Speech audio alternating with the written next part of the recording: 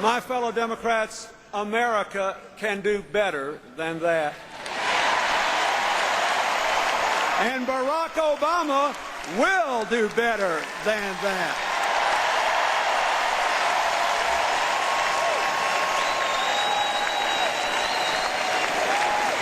Wait a minute. But first,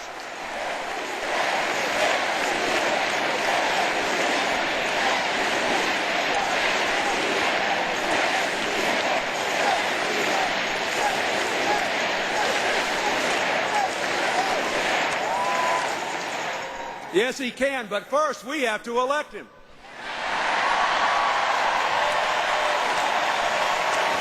The choice is clear. The Republicans in a few days will nominate a good man who has served our country heroically and who suffered terribly in a Vietnamese prison camp. He loves his country every bit as much as we do. As a senator, he has shown his independence of right-wing orthodoxy on some very important issues. But on the two great questions of this election, how to rebuild the American dream and how to restore America's leadership in the world, he still embraces the extreme philosophy that has defined his party for more than 25 years. And it is, to be fair to all the Americans who aren't as hardcore Democrats as we, it's a philosophy the American people never actually had a chance to see in action fully until 2001, when the Republicans finally gained control of both the White House and the Congress. Then we saw what would happen to America if the policies they had talked about for decades actually were implemented. And look what happened.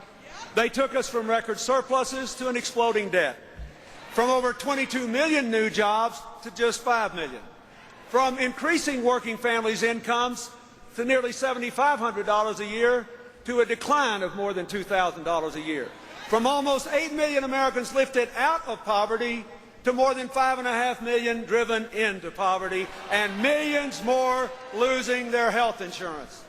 Now, in spite of all this evidence, their candidate is actually promising more of the same. Think about it.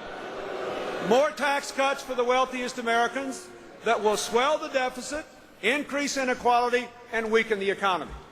More Band-Aids for health care that will enrich insurance companies, impoverish families, and increase the number of uninsured. More going it alone in the world instead of building the shared responsibilities and shared opportunities necessary to advance our security and restore our influence.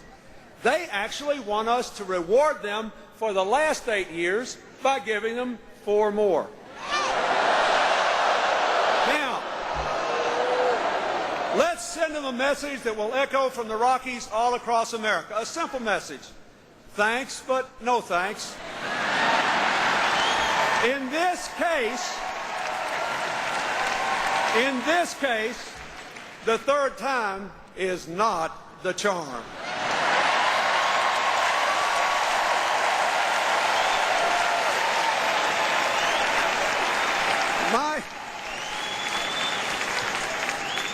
My fellow Democrats,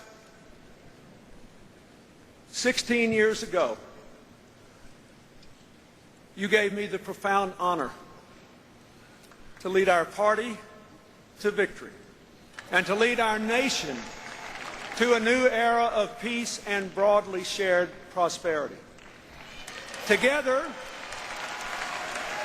we prevailed in a hard campaign in which the Republicans said I was too young and too inexperienced to be commander-in-chief.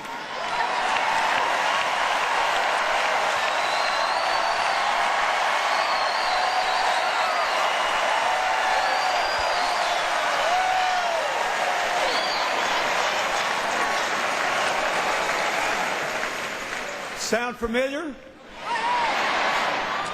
It didn't work in 1992 because we were on the right side of history.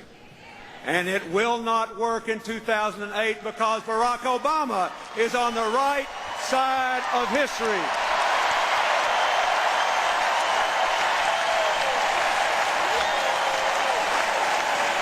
Now,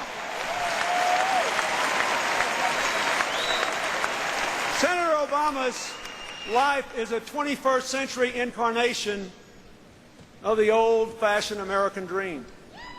His achievements are proof of our continuing progress toward the more perfect union of our founders' dreams.